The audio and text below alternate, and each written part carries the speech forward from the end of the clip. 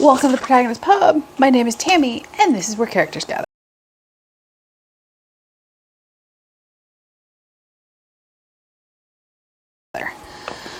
Today it's time to talk about my May pile of possibilities.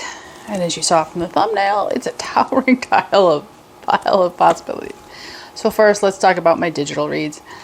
As you have hopefully watched in the 2 previous videos to this one, I am participating in Book Lover Amanda's Southern Charm read-along, and I put up a read-along for NetGalley to finish your NetGalley arcs. So let's do those first. First up, the books on my Amanda list.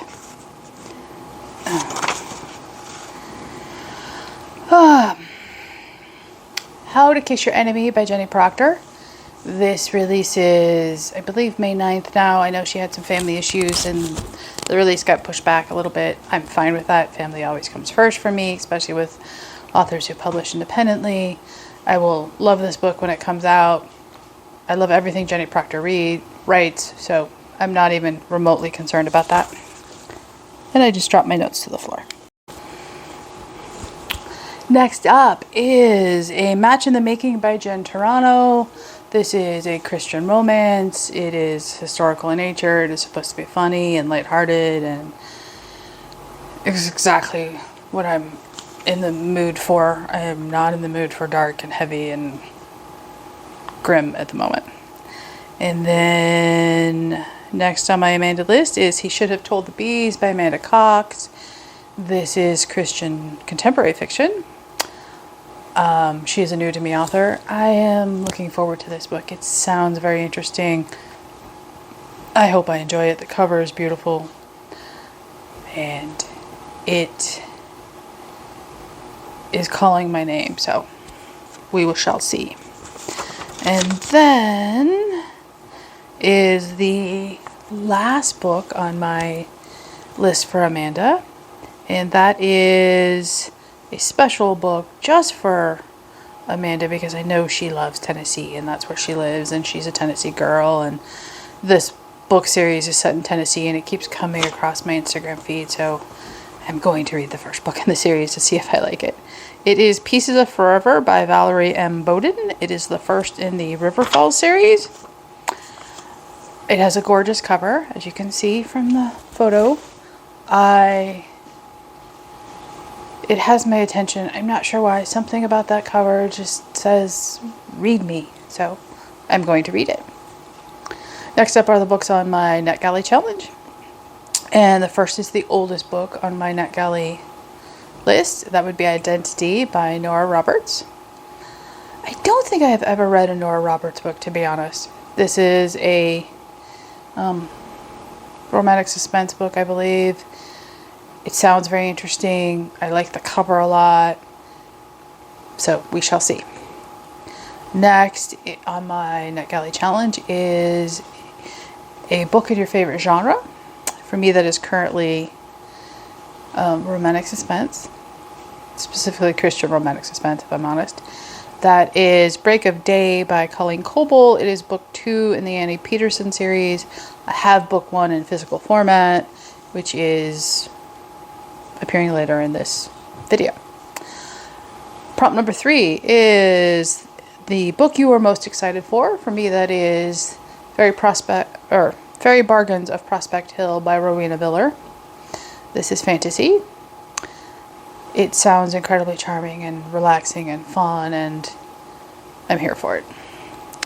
4th is your current most anticipated read. That would be Lifeboat Sisters by Tilly Tennant. I love the cover. I love everything I've ever read by Tilly Tennant. I am very much looking forward to this book. And the last book on the NetGalley Prompt Challenge is a new to you author. For me, that is Hello Stranger by Katherine. I am intrigued.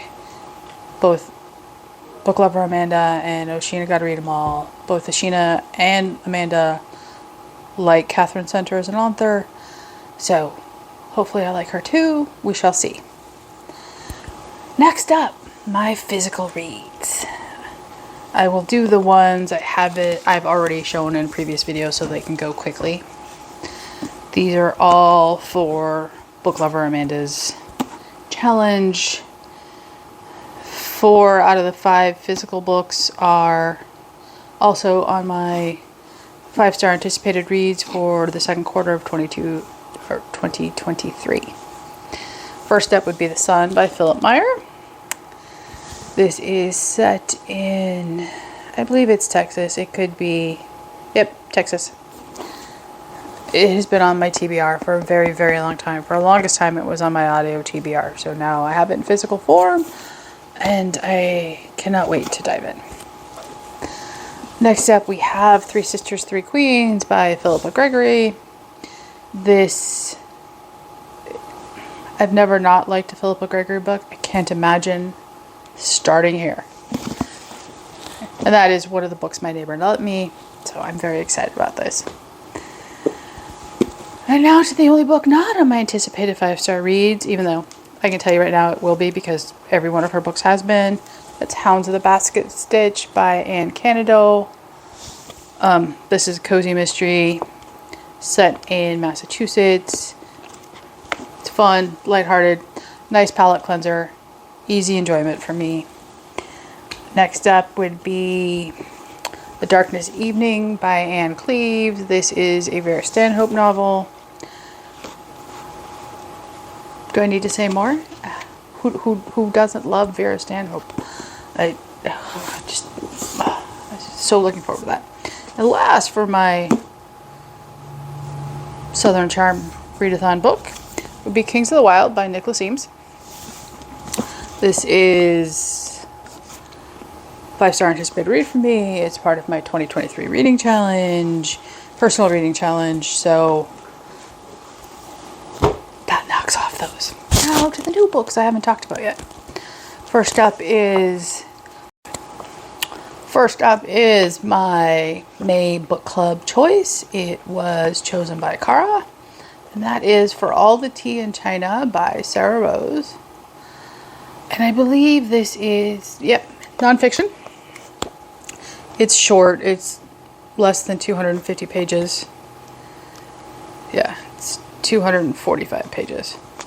So this will be a very quick read. It looks interesting. Who doesn't like a good cup of tea? I will let you know.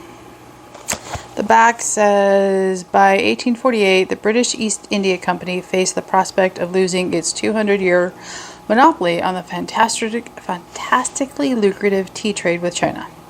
Determined to grow its own tea on territory controlled in the Indian Himalayas, the company made the extraordinary decision of sending botanist Robert Fortune on a dangerous mission to steal the tea plants from deep within China. Set against a landscape of unearthly beauty, For All the Tea in China is the story of Fortune's mission of corporate espionage, his struggle against pirates, suspicious locals, the elements, and his own untrustworthy companions, all for the sake of a humble leaf that would change the world forever. It sounds very interesting, so I will enjoy that. Next up, this, I think I was going to read this in February and I got put off. It's the first book in the Annie Peterson series by Colleen Coble. It is Edge of Dusk. This is the first book in the series. The second book of the series is on my NetGalley challenge. It is Break of Dawn. I have loved everything she has written. This will be no different. It is also set in, I believe, Rock Harbor, which is her other long-running series. So I'm looking forward to that. And then we have The Broken Hearts Bakery by Carla Laureano. This is the first book in the Haven Ridge series.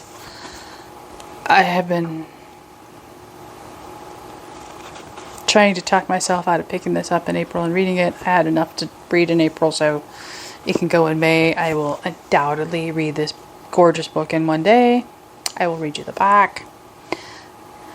When Gemma Van Buren left her hometown of Haven Ridge, Colorado, she swore she would never return. And she's keeping that promise, leaving old shadows behind and building her reputation as one of LA's preeminent family law attorneys. But when her lifelong best friend begs Gemma to come stay with her teenage stepdaughter while she's on business trip, She doesn't have the heart to refuse. She'll simply keep a low profile, do her honorary duties for aunt duties for Taylor, and be gone before anyone notices. There's more, but I'm trying not to spoil it for myself. I love this cover. I love where this fictional town is set in Colorado. It's my favorite part of Colorado. So I'm eagerly anticipating that book. Next up is Sorcerer by Byron Huggins. This is Christian fantasy. I've talked about this before. I hope I love this as much as I think I'm going to. We shall see. And last up is The Game of Kings by Dorothy Dunnett. This was in a recent haul video. I believe this was, I want to say March, maybe February. There are more books in this series, but before I buy the rest of the series, I want to know if I enjoyed this one. I've been burned a little too frequently lately, so I am looking forward to it. I'll read you the blurb on the back. The year is 1547. Scotland has claimed independence after a humiliating English invasion. Paradoxically, the country's freedom may depend on a man who stands accused of treason. He is Francis Crawford of Lymond, a scapegrace nobleman of crooked felicities and murderous talents, with a scholar's erudition and a wicked tongue, clawing his way back into a country that has outlawed him and to a family that has turned its back on him. Lyman will prove that he has both the will and the cunning to clear his name and defend his people, no matter the cost. It sounds perfect. So, hopefully it lives up, because I would like to read the rest of the series. So, that is my extensive May pile of possibilities. I will get to a vast majority of them. Hopefully I get to all of them. A lot of them are an easy one-day read for me, so it's not overly out of the realm of possibility. What are you going to read in May? Leave a comment down below, like and subscribe, and I will see you here next time at the Protagonist Pub.